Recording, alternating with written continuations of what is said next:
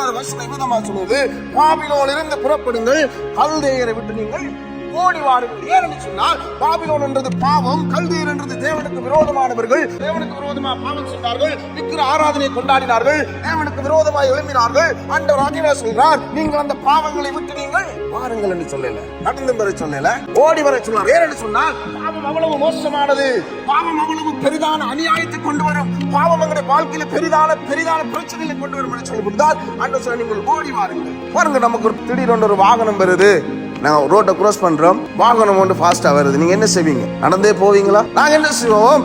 இது என்ன இடித்து விடுமோன்னு சொல்லி நாங்க என்ன செய்வோம்?